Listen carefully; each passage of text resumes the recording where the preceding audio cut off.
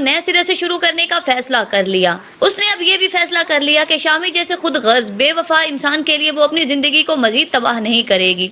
उसने यूनिवर्सिटी जाना शुरू कर दिया, अपनी तालीम पर तवज्जो देना शुरू कर दिया, ताकि अपने पाँव पर खड़ी होकर वो सबके सामने साबित कर सके कि वो कमजोर नहीं है, वो बुज़दिल नहीं है, वो बदकिरदार नहीं है। उसका ये सब्र, उसकी ये खामोशी भी शामी से को हजम नहीं होती। इसीलिए तो जब बार बार वो इस तरह रिमला को खुश देखता है तो उसके अंदर एक आग सी जल जाती है। ऐसा कैसे हो सकता है? इतनी जल्दी आयला उसे कैसे भूल सकती है? शामी चाहते हैं कि दुबई जाने से पहले वो आयला से बात करे, उससे माफी मांगे। इसीलिए तो जब उसे मालूम होता है कि आज रिमला यूनिवर्सिटी नहीं गई तो वो अकेला ही यूनिवर्सिटी पहुंच जाता, ताकि जाकर रिमला से माफी मांग सके अपने गुनाहों के लिए। वो यूनिवर्सिटी जाता है, रिमला का रास्ता रोकता है और उसके सामने हाथ जोड़कर कहता है कि मुझे माफ कर दो रिमला, मुझसे बहुत बड़ी गलती हो गई। मैं अच्छी तरह से जानता हूँ तुम इतनी मजबूत नहीं हो जितना बनने की कोशिश कर रही हो। मेरे धोखे ने, मेरी अजियत ने तुम्हें तोड़ दिया है, लेकिन तुम सबके सामने ये साबित करना चाहती हो कि तुम कमजोर नहीं हो। रिमला, मुझे माफ कर दो, मेरी वजह से तुम्हारी जिंदगी बर्बाद हो गई। मैं तुम्हारा मुजरिम हूँ। कहीं ना कहीं मुझे इस बात का अफसोस है कि मैंने तुम्हें खो दिया। तभी रिमला आगे बढ़ती और गुस्से के साथ एक थप्पड़ शामी को दे मारती है और उसे कहती है कि तुम्हारी हिम्मत कैसे हुई मेरा हाथ पकड़ने की?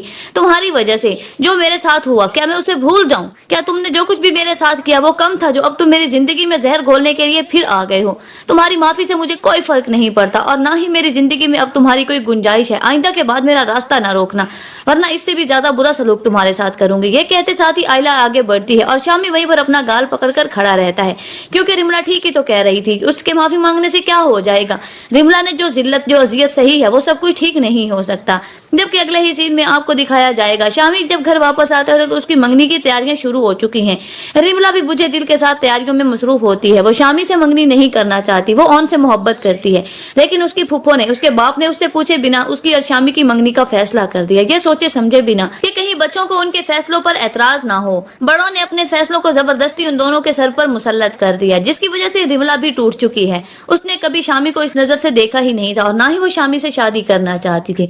जबकि आज थप्पड़ खाने के बाद शामी के भी 14 तबक रोशन हो चुके हैं। वो इतनी आसानी के साथ रिमला को भूल नहीं सकता, लेकिन जो कुछ उसकी माँ ने किया उसके बाद अब कोई गुंजाइश ही नहीं बचती। शामी अब रिमला को तलाक दे चुका है, अब उसके साथ उसका रिश्ता नामुमकिन है। उसके पास अपनी माँ की बात मानने के अलावा कोई ऑप्शन मौजूद नहीं है।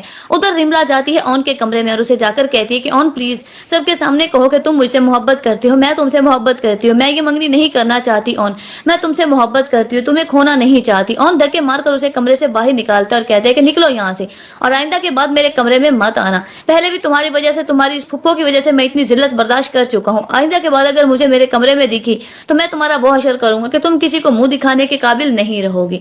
ये कहते साथ ही वो रिमला के धक्के देकर अपने कमरे से बाहर निकाल देता है, क्योंकि वो नहीं चाहता कि इस वक्त कोई भी रिमला को उसके कमरे में देखे और जिस तरह आयला और उसके किरदार पर तोहमत लगाया गया था, एक बार फिर से उसे मुजरिम ठहराकर कटहरे में खड़ा किया जाए। आयला